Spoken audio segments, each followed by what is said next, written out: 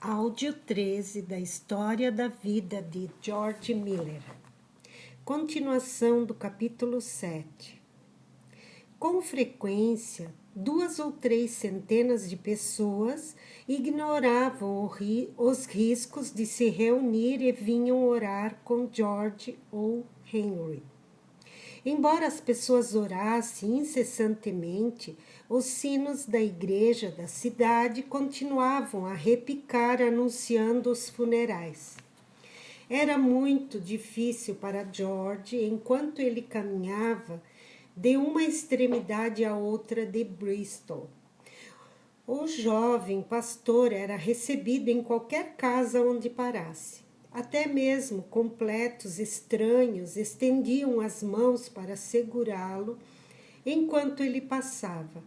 George lia a Bíblia para eles, orava pelos moribundos e confortava uma ou outra viúva histérica que agora não mais dispunha de meios para alimentar os filhos maltrapilhos e magricelos. Mary Miller também contava com uma luta própria. Toda manhã ela observava o marido ir ao encontro do perigo. Toda vez que George estendia a mão para segurar uma criança que estivesse morrendo, para ajudar uma mulher a enterrar o corpo do marido, ou abraçar uma criancinha, ele se expunha à cólera. E se você ficar doente? Mary lhe perguntou. Você já pensou nisso? George assentiu de forma silenciosa. É claro que sim. Ele pensara na possibilidade umas 1000 vezes. Cada refeição poderia ser a última, especialmente pelo número de moribundos que ele tocava. Mas eu preciso fazê-lo, Mary. Alguém tem que ajudar as pessoas e deixá-las saber que Deus se importa.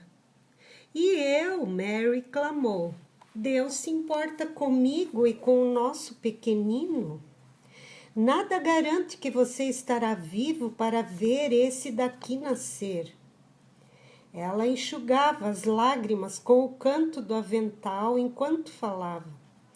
Eu sei, disse George, confortando-a. Mary, você consegue me imaginar escondido dentro de minha casa enquanto pessoas que precisam de conforto de Deus e do pouco que lhes posso oferecer?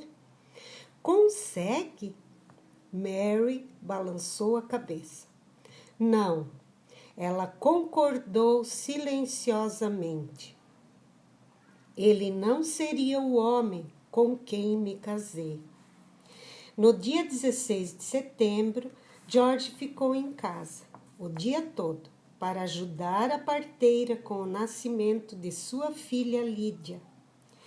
Apesar de toda a morte ao redor deles, Lídia era um bebê saudável e forte.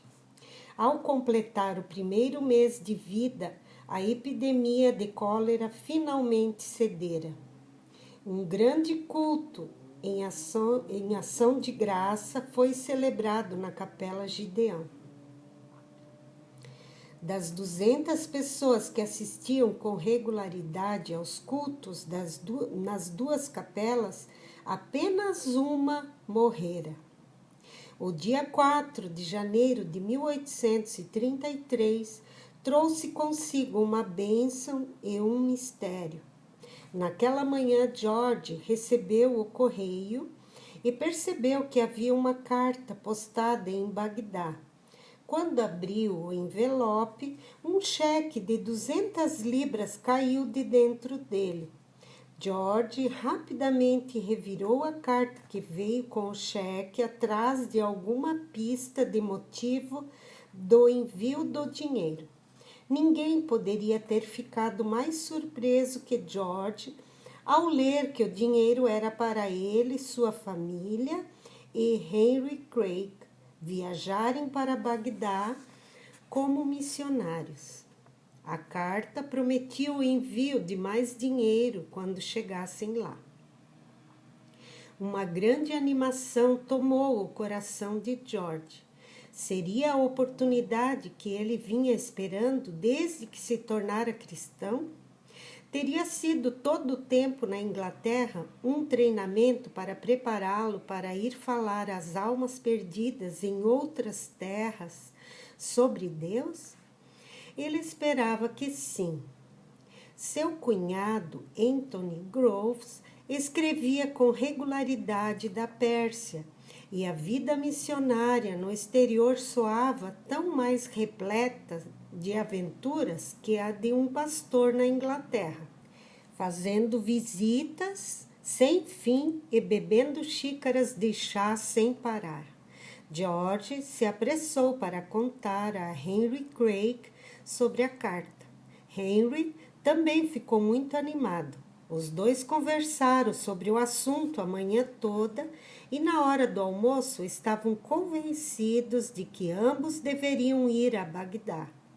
Após o almoço, George prometera visitar um membro da congregação, um sapateiro que vivia à distância de mais de 3 quilômetros, na parte mais pobre de Bristol. Havia chovido na noite anterior. Enquanto caminhava até a casa do sapateiro, George saltava poças de lama e cada carro que passava jogava água nele. Assim que George passou pela padaria da rua Newfoundland, uma menininha veio até ele. Ela não contava mais que 5 anos e carregava um menininho com o nariz escorrendo às costas, usando apenas um par de calças rasgadas. Por favor, senhor, poderia nos dar uma moedinha? Minha mãe morreu de cólera e meu pai foi para as minas e não voltou. George parou e abaixou-se ao lado da garotinha. Como você se chama, querida? Ele perguntou, pensando na própria filha, deitada em um berço quentinho. Emily, ela respondeu, e eu já sei soletrá-lo também. Minha mãe me ensinou. Seus olhos brilhavam com deleite no rostinho marcado pela sujeira. Você já consegue? Sorriu George. Ora, vou lhe dizer uma coisa. Se você o soletrar corretamente, você vai ganhar a moedinha que pediu. Emily, disse de forma triunfante enquanto estendia a mão engordurada. George riu. Perfeito, ele disse colocando a mão no bolso. Aqui está a sua moedinha. E que Deus a abençoe, Emily. Enquanto Emily colocava o irmão em uma posição mais alta às suas costas e seguia seu caminho por entre a multidão, George sentiu-se estranhamente triste. Ele vira meninos e meninas como Emily todos os dias dos 6 meses em que morara em Bristol, mas nenhum deles o afetou como a pequenina agora. Aonde Emily ia? Teria ela algum lugar para dormir à noite? Haveria algum adulto compassivo guardando-a ou ela estaria à mercê de alguma pessoa má? O que aconteceria a seu irmão se ela ficasse doente ou onde ela poderia buscar ajuda se ele ficasse doente? As perguntas perturbavam George Miller enquanto caminhava, e ele passou a se perguntar por que não percebera isso antes. Ele não precisava ir a um campo missionário em Bagdá, nem de fato a nenhum campo missionário. George estava andando em um campo missionário. Com certeza não existiriam pessoas mais necessitadas em todo o mundo que criancinhas como Emily e seu irmão. Bagdá poderia parecer longínqua e intrigante com seus bazares coloridos, camelos e música de fole, mas também havia trabalho a ser feito na suja e superpopulosa Bristol. George não sabia o que fazer a respeito disso, nem o que uma única pessoa sozinha, sem um salário regular, poderia realizar. No entanto, sabia de uma coisa: com a ajuda de Deus, ele faria algo para ajudar as crianças pobres e sem teto de Bristol. Sim, ele disse a si mesmo, em voz alta, enquanto aumentava o passo: Deus me deu um campo missionário bem aqui, e eu vou viver e morrer nele.